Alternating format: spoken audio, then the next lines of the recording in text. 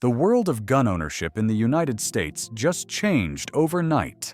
A landmark December court ruling has shifted the landscape, and every gun owner, collector, and responsible citizen needs to understand exactly what's at stake. These aren't minor tweaks or technicalities. These are laws that will affect what you can buy, how you carry, and even where your firearms are allowed. Whether you're a seasoned shooter or a casual gun owner, the implications are serious, and understanding them could save you from legal trouble, or worse.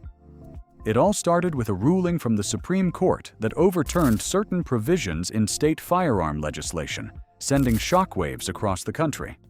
Suddenly, regulations that had been considered settled for years are now up for reinterpretation. This isn't speculation. These are legally binding changes, and every owner must take notice immediately. The first shift comes in concealed carry regulations. In several states, the court clarified that restrictions requiring a justifiable need to carry a firearm in public are unconstitutional. What this means in practice is that millions of Americans may now qualify for concealed carry permits without having to prove a specific threat to their safety. For years, these laws limited everyday citizens from exercising their rights fully. But the ruling ensures that the Second Amendment protects the right to carry, not just for those who are singled out by previous restrictive legislation. Next, the court addressed state-level magazine capacity limits. Some states had long enforced bans on magazines that hold more than 10 rounds, treating these limits as a key crime prevention tool. The December ruling called into question the constitutionality of these bans, particularly where the federal Constitution is concerned. While this doesn't instantly legalize high-capacity magazines everywhere, it does open the door for challenges to existing restrictions, giving gun owners more leverage in courts to defend lawful possession. Another major change affects assault weapon definitions. The court highlighted inconsistencies in how states define assault weapons, particularly regarding cosmetic features versus functional capabilities. Firearms that had previously been categorized as illegal based on appearance alone may now fall into legal gray areas, as the ruling emphasized function over form. Owners of AR-15, modern sporting rifles, and semi-automatic shotguns will need to review these new definitions carefully, as compliance standards are evolving rapidly. Importantly, the decision also impacts background check requirements for private sales.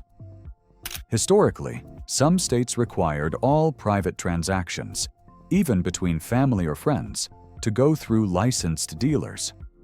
The court's interpretation of constitutional protections around lawful firearm transfers suggests that overly restrictive requirements for private sales could be challenged in the future.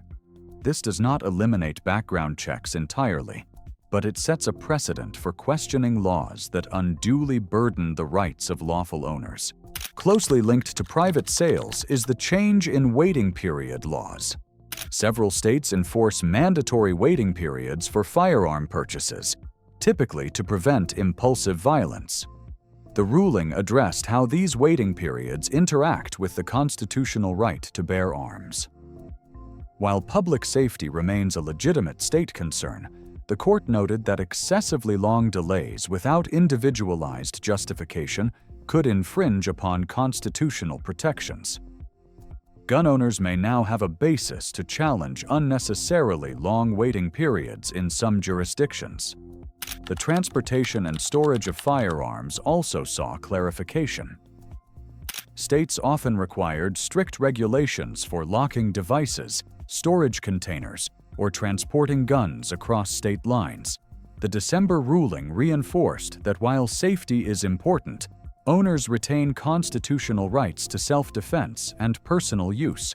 This means overly burdensome storage laws may face additional scrutiny, and responsible owners can assert their rights more confidently when traveling or storing firearms in compliance with reasonable standards. Another area affected is mental health reporting. States had previously mandated reporting certain mental health diagnoses to firearm registries, effectively preventing ownership without due process. The court emphasized the importance of individual rights and proper legal safeguards. While public safety remains a priority, blanket prohibitions based on broad criteria without individualized review are now legally questionable.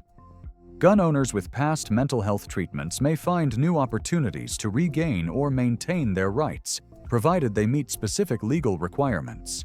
One of the most significant changes involves local restrictions on firearm types. Cities and counties often tried to enforce stricter laws than the state itself, banning handguns, semi-automatics, or certain calibers. The court's decision clarified that state-level rights supersede overly restrictive local ordinances when they conflict with constitutional protections. Gun owners in urban centers now have a stronger argument against municipal overreach, which could reshape ownership rights in high-population areas.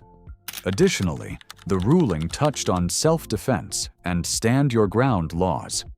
Some states had complicated systems that restricted defensive use in homes or public spaces. By emphasizing the inherent right to self-defense, the court underscored that citizens should not be penalized simply for protecting themselves or their families with legally owned firearms.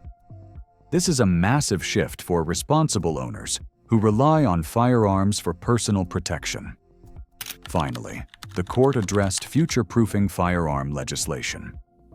Lawmakers who passed overly broad or vague laws are now on notice. Any restrictions must clearly respect constitutional rights. Ambiguous rules that leave owners unsure of what is legal may not hold up in court. This gives gun owners an opportunity to challenge questionable regulations preemptively rather than reacting after enforcement.